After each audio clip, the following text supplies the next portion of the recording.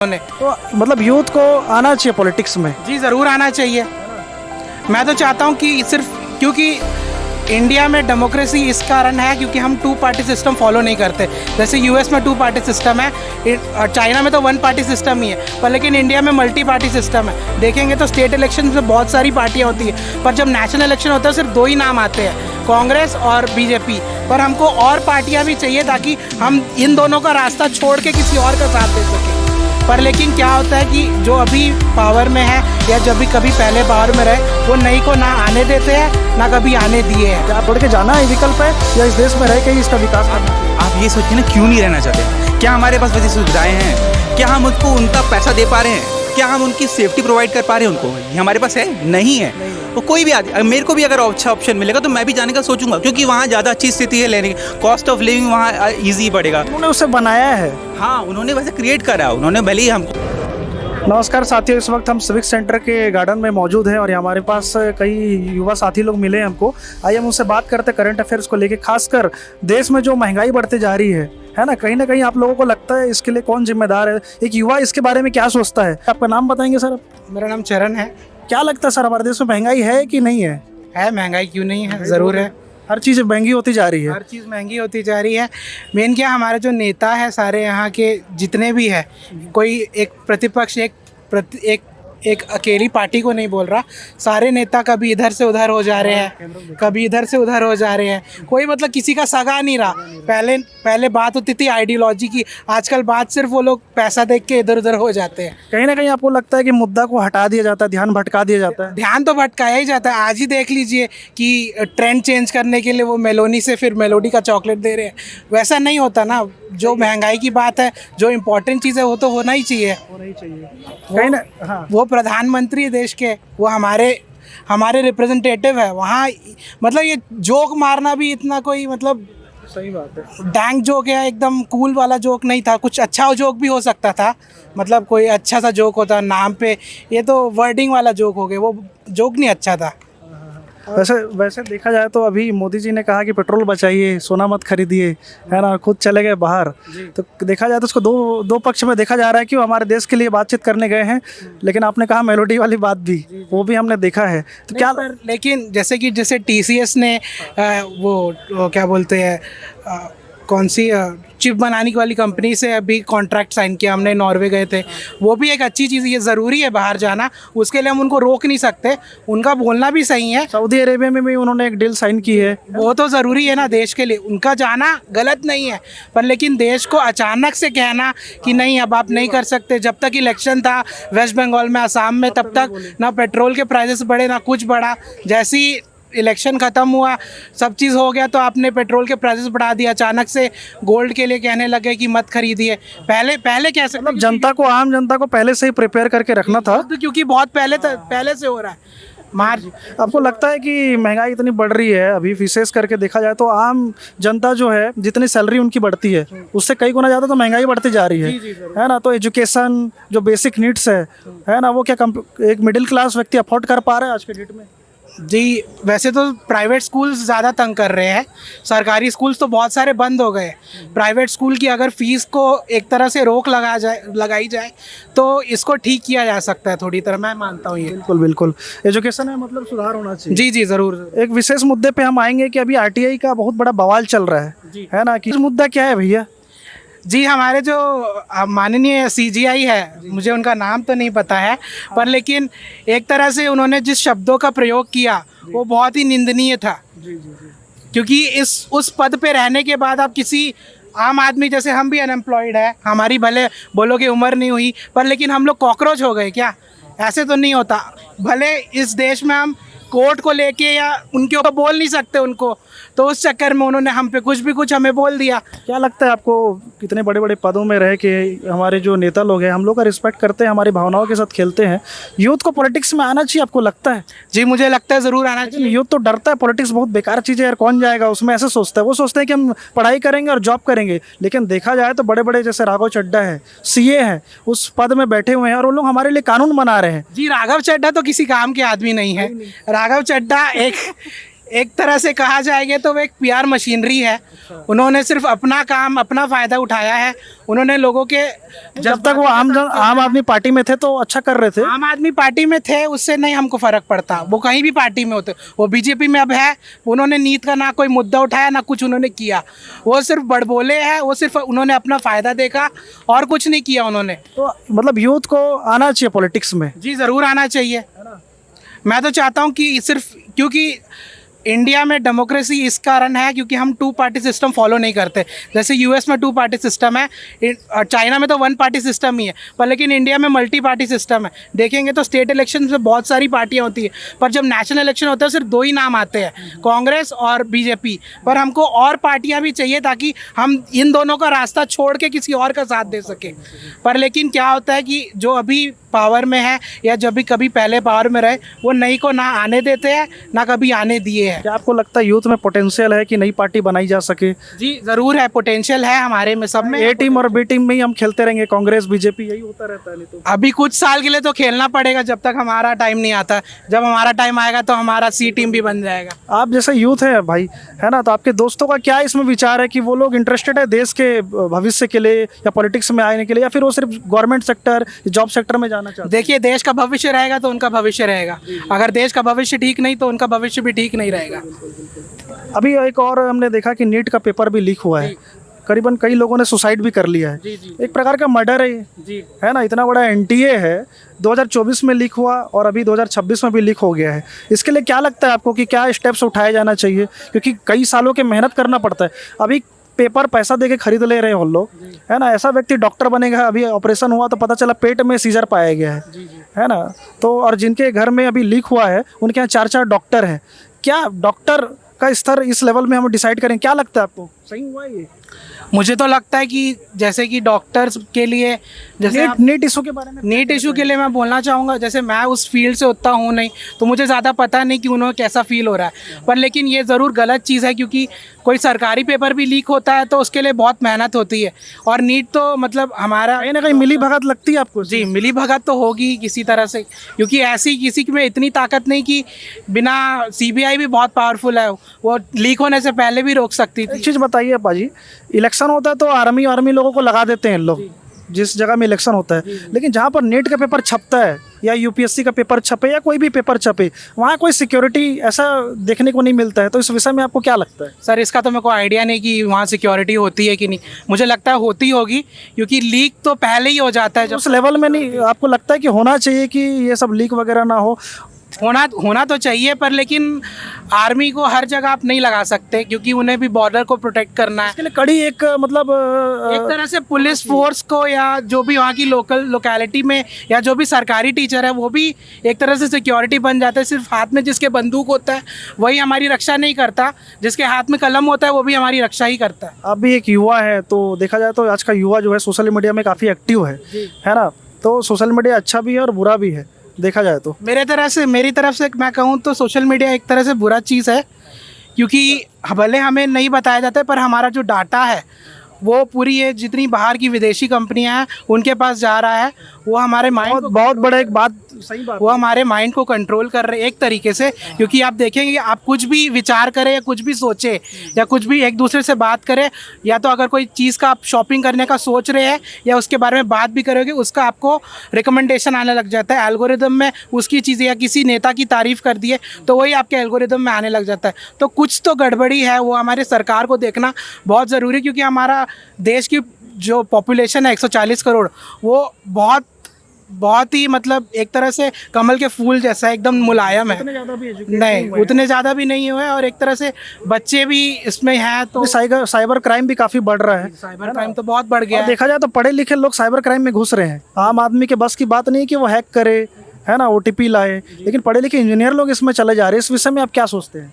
देखिए, यहाँ ये तो बहुत टाइम से चलता रहा है, बहुत टाइम से चलते आ रहा है। गुड़गांव दिल्ली में बहुत सी कंपनीज है, आप भी यूट्यूब में देखे होंगे कि जो अमेरिका में जो लोग रहते हैं, गिफ्ट कार्ड आप सुने होंगे, अमेरिका में बहुत लोगों का गिफ्ट कार्ड के थ्रू पैसे ले लिए जाते हैं। गुड़गांव में बहुत बड़ी बड़ी कंपनियाँ हैं जो ये चल रही है अभी भी। गुड़गांव में, कोलकाता में बहुत सारी कंपनीज, आप यूट्यूब में कभी भी सर्च करेंगे तो जब भी इंडियन ऐसे यूथ आप क्या मैसेज देना चाहेंगे दूसरे यूथ को? एज अ यूथ मैं मैसेज कहना चाहूँगा कि पॉलिटिकली एक्टिव रहिए, मुद्दे उठाइए और डरिए मत क्योंकि ले दे कि क्या ही होएगा ज़्यादा। आप सोशल मीडिया चलाते हैं? जी हाँ, मैं चलाता हूँ। तो कितना घंटा चलाते हैं दिन का? अब मैं वो दिखा देता हूँ। नहीं मत दिखाइए। लेकिन देखा जाए तो यूथ लोग काफ़ी समय तो सोशल मीडिया में ही बिता दे रहे हैं, उनकी प्रोडक्टिविटी कुछ रही नहीं। और एक चीज़ है भैया कि अपना जो है जवान लोग है खासकर, वो लोग शराब हो गया, नशे हो गया, क्राइम बहुत ज़्यादा भिलाई में बढ़ गया यार, है ना? इस विषय में आपको क्या लगता है, भिलाई में क्राइम है या किसी भी क्षेत्र में क्राइम दिखता है, नहीं दिखता है? देखिए, भिलाई का तो जितना मुझे पता है कि यहाँ यूथ मतलब नशे में डिप्रेशन के कारण जा रहा है या वाकई कोई रीज़न है क्या? मुझे लगता है अकेलेपन के कारण जा रहा है। अकेलेपन का रीज़न क्या लगता है? अकेलेपन का रीज़न इसी कारण है कि सोशल मीडिया के आने के बाद से हम कुछ ज़्यादा ही मतलब अब मिल सकते। पहले ऐसा नहीं था कि जैसे हम किसी के साथ बैठे तो हमें उसके साथ बात ही करना है। जब से सोशल मीडिया आ गया तो हम स्क्रॉल करते रहते हैं ना, बाजू में कोई भी बैठा तो फ़र्क नहीं पड़ता। घर वालों को जी नहीं, घर वालों को भी छोड़ देते हैं। कोई तारक मेहता लगा के नहीं देखता मैं, क्योंकि तारक मेहता का जो एपिसोड है वो घटिया रहेगा ही नहीं। पुराने थे वो जाएंगे, जब एक तरफा बात होती है डिबेट भी मैं देखता हूँ। भले कुछ अलग है कि कुछ पर, लेकिन एक ही न्यूज़ चैनल में आपने बांट दिया कि एक साथ देगा, एक विपक्ष में रहेगा। तो मैं जितना चाहूँ, जितना अपना न्यूज़ रहे वो मैं सोशल मीडिया से ही लेता हूँ। आज के डेट में तो मतलब लोग सिर्फ धर्म जाति से में लड़ रहे हैं, कोई डेवलपमेंट, रोजगार, अच्छे शिक्षा, स्वास्थ्य, इसकी बात ही नहीं करते इन लोग। जी, धर्म एक तरह से नशा ही है जो लोगों को लगा हुआ है, क्योंकि पर जब ये नशा, क्योंकि एक आदमी झुंड में ही ये सब बोल सकता है कि मैं तेरे को कर दूंगा कुछ या कुछ कर दूंगा। अकेला आदमी अच्छा ही होता है, जब आदमी झुंड में हो जाता है तब उसमें कुछ जो भी अपने उसके अंदर की इच्छाएं होती है वो सोचता है कि मैं अब किसी को मारूं या कुछ करूं। अकेले वो क्योंकि पता है कि वो एक को मारेगा तो उसको दूसरा थप्पड़ पड़ेगा ही पड़ेगा। सरकार को इन मुद्दों पे भी ध्यान देना चाहिए। जी, एक सवाल है कि जैसे काफ़ी सारे लोग जो हैं भिलाई में पढ़ने आते हैं, क्योंकि यहाँ का एजुकेशन सिस्टम अच्छा है, काफ़ी दूर दूर से आते हैं, उनके माता पिता गरीब है और कुछ पैसे उनको भेजते हैं पढ़ाई लिखाई करने के लिए। लेकिन क्या आपको लगता है कि सभी जिस उद्देश्य से आए हैं वो उसको पूरा कर पाते हैं या नशा पानी क्राइम में फंस के रह जाते हैं, कुछ ही लोग निकल पाते हैं? इस विषय में भाजी आपको क्या कहना है और क्या संदेश देना चाहेंगे यूथ को? जी, नशा एक तरह से एक हद तक ही कर सकता है आदमी, उसके बाद तो ख़त्म ही हो जाता है। तो आप कितना कर लोगे? स्टूडेंट्स के लिए आपकी क्या मतलब एक सलाह है? मेरी यही सलाह है कि अपना बॉडी चेकअप कराइए। एक बार आपको अगर पता चल जाएगा कि आप में कोई दिक्कत आ गई है तो आपसे ऐसे ही छूट जाएगा, क्योंकि जान की कीमत तो सबको है। सही बात है। जो माता पिता वहाँ मेहनत करके पैसा भेज रहे हैं उसका भी वैल्यू कीजिए। उसका वैल्यू तो तभी आएगा ना, और जब अंदर सही होगा। आप भी स्टूडेंट है भाई?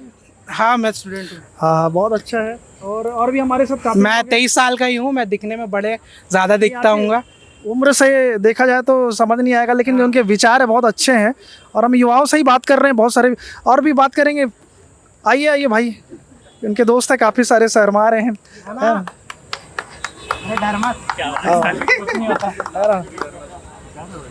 तो यहाँ पर काफ़ी युवा लोग हैं। और क्या हाल है भैया? बस मैं कैसा चल रहा है लाइफ? बस चल रही, अच्छी चल रही है। आप बताइए। आप मोदी सरकार के राज्य में सब कुछ अच्छा चल रहा है? देखा जाए तो मेरा इसमें पर्सपेक्टिव थोड़ा सा डिफरेंट है। जो मेरे दोस्त को था, मतलब उससे थोड़ा सा डिफरेंट है। मेरा 60-40 के हिसाब से चलता है। मुझे लगता है 60% बहुत अच्छी ग्रोथ भी हुई है। 40% कहीं चीज़ों में थोड़ी बहुत डिफरेंस आई होगी, जो मतलब पहले करप्शन के मामले में मैं मानता हूँ कि कम हुआ है। जैसे उसने नीट के बारे में बोला, आई नो बहुत सारी चीज़ें, पर कांग्रेस के समय भी बहुत सारी चीज़ें हुई थी, बहुत सारी चीज़ें दबी भी, पर लेकिन यहाँ पे भी यहाँ चीज़ें उछल रही है, यहाँ चीज़ें मालूम चल रही है लोगों को कि सोशल मीडिया के कारण। सोशल मीडिया एक ऐसा प्लेटफॉर्म है ना, वहाँ पे आप गारंटी ले सकते हैं कि हर चीज़ सही रहेगी। नहीं, ऐसा तो नहीं। आप गारंटी नहीं ले सकते, कोई भी चीज़ ज़रूरी नहीं कि हर चीज़ सही रहेगी। फॉल्स इन्फॉर्मेशन भी बहुत फैलती है, मिस इन्फॉर्मेशन बोलते हैं उसे। आप लोग स्टूडेंट्स हैं? आप किस चीज़ की पढ़ाई कर रहे हैं? मैं तो अभी कॉम्पिटिटिव का तैयारी कर रहा हूँ। कॉम्पिटिटिव एग्जाम की तैयारी कर रहे हैं। आपको क्या लगता है, आपका नाम? अनिकेत भाई, आपको क्या लगता है कि जो हमारा एजुकेशन सिस्टम है करंट में, वो हमको इस लायक बनाता है कि हम यहाँ से निकलें? जैसे हर साल लाखों लोग ग्रेजुएट होते हैं, उसके बाद जब वो अप्लाई करते हैं तो रिजेक्ट हो जाते हैं और मतलब ऐसे काम में लग जाते हैं कि मतलब क्या बोले हम उनको। वहीं पर देखा जाए तो आपको लगता है हमारे एजुकेशन सिस्टम में सुधार होना चाहिए? और क्या सुधार होना चाहिए? और एक यूथ को केवल डिग्री के पीछे भागना चाहिए, कुछ स्किल भी सीखना चाहिए? जी बिल्कुल, मेरा इसमें बहुत अच्छा विचार हो सकता है, क्योंकि ना मैं एक्सपीरियंस पर्सन हूँ। मैंने बीकॉम करा है, मैंने यहीं से लोकल कॉलेज से बीकॉम करा है। उस बीकॉम डिग्री की आज मुझे नहीं लगता कोई वैल्यू है। मैंने एमए भी करा है, मैंने नेट यूजीसी भी क्वालिफाई करा है, पर क्या मुझे इससे जॉब मिल रहा है? नहीं मिल रहा है। एज सच कोई मेरे पास कोई स्किल्स है नहीं है। मैंने बीटेक नहीं करा तो मेरे पास कोई कंप्यूटर स्किल्स भी ज़्यादा एज सच कुछ नहीं है, तो इसलिए मुझे कॉम्पिटिटिव तैयार, मुझे मेरा वैसे फोकस कॉम्पिटिटिव था तो मैंने उसके लिए सोचा। बट आज के डेट पे मेरे पास बीकॉम के लिए कोई, बीकॉम से मेरे को कोई जॉब मिलेगी? मुझे नहीं लगता है मिलेगी। मिलेगी तो एकदम ग्रेजुअल अमाउंट होगा। तो एजुकेशन सिस्टम में हमको सबसे पहले ये करना पड़ेगा कि एक्स्ट्रा करिकुलर एक्टिविटीज़ या उसको डेवलप करना पड़ेगा। हमें साथ में ही बचपन से ही सिखाया जाए कि तुमको जॉब ले टेक्निकल लेवल पे कैसे अपग्रेड करा जा सकता है। तो मुझे लगता है यहाँ पे होता है कि रट्टू तोता वाला हिसाब चलता है। कहीं ना कहीं सिलेबस चेंज होना चाहिए और इसमें प्रैक्टिकल एक्सपोजर वगैरह को प्रैक्टिकल एक्सपोजर, इंडस्ट्रियल एक्सपोजर ज़्यादा होना चाहिए। जैसे जर्मनी में देखते हैं कि पढ़ाई के साथ साथ जो वैकेशन के टाइम में वो लोग नई नई चीज़ें सीखते हैं। ऑफ कोर्स वो चीज़ें होनी चाहिए। वो चीज़ें होनी चाहिए। यहाँ फॉलो। बीकॉम का क्या स्थिति है यहाँ पे? बीकॉम का स्थिति मुझे मैं ऐसे ग्रेजुएशन की बात कर रहा हूँ। हाँ, मतलब बीकॉम का स्थिति मुझे तो नहीं लगता अच्छा है। अब मेनली ये भी होता है ना कि ये कॉलेज पे भी डिपेंड करता है आप कौन से कॉलेज से कर रहे हो। जैसे आप दिल्ली से करोगे तो आपका वैल्यू रहेगा बीकॉम डिग्री का, आपको जॉब्स मिलती है। यहाँ पे करोगे तो आई डोंट थिंक जॉब मिलेगा यार। एआई को आप किस तरीके से देखते हैं? एआई अच्छा है, बुरा है, या आने वाले टाइम में जॉब खा जाएगा? क्या लगता है आपको? मुझे लगता है एआई तो बूम करेगा और अच्छा है या बुरा है? मेरे हिसाब से तो अच्छा ही है। मतलब यूथ को सीखना चाहिए इसको। ऑफ कोर्स एआई से अगर सीखेंगे तो आगे यूथ बहुत एम्प्लॉयड होगा। अभी कोर्सेरा में बहुत सारे कोर्स आते हैं जो एआई सिखाते हैं, जो हमको स्किल लेवल हमारा बहुत अपग्रेड कर सकता है। मैं ये मानता हूँ कि एआई बहुत काम का चीज़ है। अभी आप तैयारी कर रहे हैं उसमें एआई यूज़ करते हैं? एआई यूज़ करता हूँ मैं, एआई का सीख भी रहा हूँ कुछ चीज़ें। तो मुझे थोड़ा आइडिया है कि एआई अगर आप सही तरीके से सीखेंगे ना तो काम आती है सारी चीज़ें। मतलब यूथ काफ़ी एक्टिव है और एआई सीख रहा है। हाँ, ऑफ कोर्स सीख रहा है। कंटेंट क्रिएशन में भी बहुत अच्छा है। अरे कंटेंट क्रिएशन में तो आजकल हर 4 लोग में जा रहे हैं, तो कंटेंट ऑफ कोर्स करना चाहिए। हमने को सोचना चाहिए कि अपन इंडिपेंडेंट कैसे हो सकते हैं। नहीं है तो मेरे हिसाब से एआई बहुत अच्छा है। खाली पीली मत बैठिए आप, समय का इस्तेमाल कीजिए। स्क्रॉलिंग छोड़ के, है ना, चैट जीपीटी वगैरह हो गया, एक्सेल हो गया, या फिर जो भी इंडस्ट्रियल की डिमांड है वो सब सीखिए करके, वो सब सीखना चाहिए बिल्कुल। अभी भैया एक तो अभी आरटीआई का भी एक केस हुआ है, है ना, जिसमें कॉकरोच जैसे वर्ड बोले गए हैं। इसको लेके आपका क्या विचार है? जो हमारे ऑनरेबल सीजे सूर्यकांत जी हैं, आप एक यूथ है, आपका मैटर करता है बात? नहीं ऑफ कोर्स मैटर करता है। तो उन्होंने ये बोला कि आजकल के जो यूथ है, जो जिनके पास कोई काम नहीं है, जो अनएम्प्लॉयड है, जो उन्होंने डायरेक्ट ऐसे ही बोला कि जिनके पास कोई काम नहीं है, जो अनएम्प्लॉयड है, जो सिर्फ सोशल मीडिया स्क्रॉल करते हैं, या फिर वो सोशल मीडिया में से जान के आरटीआई क्या होता है, सेक्शन 8 क्या होता है, उसको जान के उन्होंने थोड़ा घूमा खोला, एक्टिविस्ट बनने का नाटक दिखाया, वो सब उसके कारण वो बोल रहे कि कॉकरोच है, they are like cockroaches, they are nothing for them. ऐसा सिंपल सा बात है ना। ऐसा उन्होंने बोला तो फिर उसके कारण ना यूथ थोड़ा सा ऑफेंड हुई तो उन्होंने अपना दिमाग चेंज करने की कोशिश करी, बट एक बार इफेक्ट हो गया तो इफेक्ट हो गया ऑफ कोर्स। क्योंकि आजकल के यूथ ना जेंजी यूथ है, जी। वो ना अपने आप को सोचती, वो छुपे रहने वाली पार्टी नहीं है, वो मुंह बंद नहीं कर सकती। आजकल की यूथ बोलती है क्योंकि सोशल मीडिया ने उन्हें खोल दिया है आदमी को। तो मुझे लगता है ये चीज़ ऑफ कोर्स चुभेंगे भी सीजीआई को भी, और हमको ये चीज़ सोचना चाहिए कि सीजीआई का पद बहुत बड़ा पद होता है, उनको हर चीज़ सोच समझ के बोलनी चाहिए। आजकल तो एक्टर्स लोग डरते हैं हर चीज़ बोलने में, तो सीजीआई को भी थोड़ा सोच समझ के बोलना चाहिए। बाकी अब कुछ नहीं करा जा सकता। हमको भी अब स्किल लाना पड़ेगा ऑफ कोर्स। अगर जब तक एजुकेशन सिस्टम चेंज नहीं होगा तब तक हम भी ढंग से सीख नहीं पाएंगे। जैसे कि एक आज आपका भी कोई हॉबी होगा, कोई इंटरेस्ट होगा, क्या वो परस्यू कर पा रहे हैं, या फिर करियर के प्रेशर में, या माता पिता के एक्सपेक्टेशन में, या नौकरी करना ही है करके आप ऐसा कुछ करना जा रहे हैं जो कि आपका इंटरेस्ट नहीं है? मतलब इस हमारे देश में कैसा एजुकेशन सिस्टम है या ट्रेनिंग सिस्टम है कि हम अपने हॉबी को परस्यू कर सकें, या उसमें कुछ किया जाना चाहिए? मेरे हिसाब से तो ये नहीं है। मैं हॉबी को परस्यू करना, अगर आपकी हॉबी पढ़ाई है तो आप परस्यू कर सकते हो। अगर आपकी हॉबी पढ़ाई है, लाइक सिंगिंग, हाँ सिंगिंग, जैसे सिंगिंग मुझे भी पसंद है, बट क्या मैं उसको फॉलो कर सकता हूँ? क्या मुझे ऐसे गारंटीड कुछ मिलेगा, अवार्ड मिलेगा, कुछ जॉब मिलेगा, कोई ऑप्शन है? नहीं है, ऑफ कोर्स नहीं है। मतलब भाई आप 100 में से आप 2 बंदे या 10 बंदे को ले सकते हो कि आप कुछ कर सकते हो, अपने हॉबी को परस्यू कर सकते हो, क्योंकि आपके माँ बाप उसको फॉलो करने देंगे, क्योंकि आपके माँ बाप केपेबल हैं कि आपको वो फॉलो करने दें। क्रिकेट भी लोग खेलते हैं, बट हर कोई क्रिकेटर थोड़ी बन सकता है। हॉबी को फॉलो करना तब केपेबल होता है जब आपकी पावर्टी लाइन से आप ऊपर हो, आप अपर मिडिल क्लास में हो, आपके पास हाँ ऑप्शंस अवेलेबल हों, तब आप हॉबी फॉलो कर सकते हो। अगर आपकी हॉबी कोडिंग करना है तब वो आप उसको फॉलो कर सकते हो। अगर आप किसी की कुकिंग है, हाँ तो आपको लगता है कि युवा कतराता है? जैसे मेरे किसी को खाना बनाना बहुत पसंद है, हाँ। तो वो ठेला लगाए, मतलब ठेला मतलब एक स्ट्रीट फूड लगा दिया है ना, किसी जगह में बार्बरिंग का काम करना पसंद है उसको, बट वो कतराता है कि नहीं यार मेरी समाज में एक अलग इमेज बन जाएगी, मैं वही 9 to 5 वाले जॉब ही कर लेता हूँ करके। तो उन युवाओं से आप क्या कहना चाहेंगे? वो थोड़े से डरते हैं इस चीज़ से फॉलो करने की। मगर अमेरिका जैसे विदेशों में, जो विकसित देशों में लोग खड़े होकर ही वहाँ चालू हो जाते हैं, वहाँ अप्रिशिएट किया जाता है स्टार्टअप्स को। आपको लगता है चाइना जैसे मैन्युफैक्चरिंग हब बन गया है, इंडिया को भी अब हमारे यहाँ पर मैन्युफैक्चरिंग स्टार्ट करना चाहिए, स्टार्टअप्स में स्टार्ट करना चाहिए और गवर्नमेंट को इनिशिएटिव्स लेना चाहिए इसमें? देखिए, ये ना मैन्युफैक्चरिंग हब बनना बस बोलना आसान होता है, बट ना बनना मुश्किल है। क्योंकि ना हम लोग ने जब 1992 में LPG लाया गया, तो हमने डायरेक्ट, हमारा प्राइमरी इकोनॉमी था, हमने डायरेक्ट सर्विस इकोनॉमी में जंप मारा। तो उससे क्या हुआ, हमने मैन्युफैक्चरिंग वाला पार्ट छोड़ ही दिया। आप समझ रहे हैं बात मेरे? मैन्युफैक्चरिंग वाला पार्ट छोड़ दिया। तो उसके बाद ना जब हम लोग ना, हमारे माँ बाप क्या चाहते हैं कि हम डॉक्टर बने, इंजीनियर बने। हमारे माँ बाप ये नहीं चाहते कि ये कोई जाके सरकारी जॉब में भी जाए, ये कोई जाके मैन्युफैक्चरिंग कंपनी में काम करे जाके। हमारे ये नहीं जानते ना, मतलब जिनका है ऑलरेडी वो बस आगे बढ़ाते जा रहे हैं, वही बढ़ा रहे, वो भी ढंग से नहीं बढ़ा पा रहे। मैन्युफैक्चरिंग हब ना ईजी नहीं होता, किसी ना किसी को तो आगे आना पड़ेगा ना। क्योंकि हमारे लेबर लॉ भी अच्छी नहीं है ना।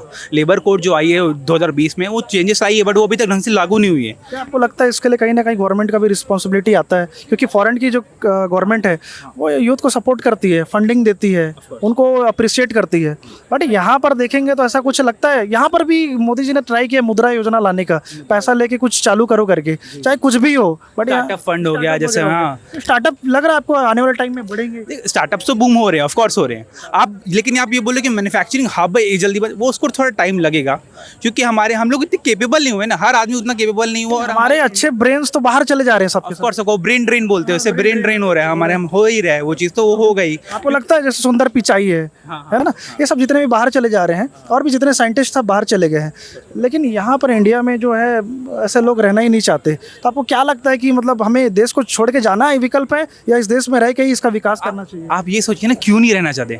क्या हमारे पास वैसी सुविधाएं हैं? क्या हम उनको उनका पैसा दे पा रहे हैं? क्या हम उनकी सेफ्टी प्रोवाइड कर पा रहे हैं उनको? ये हमारे पास है? नहीं है।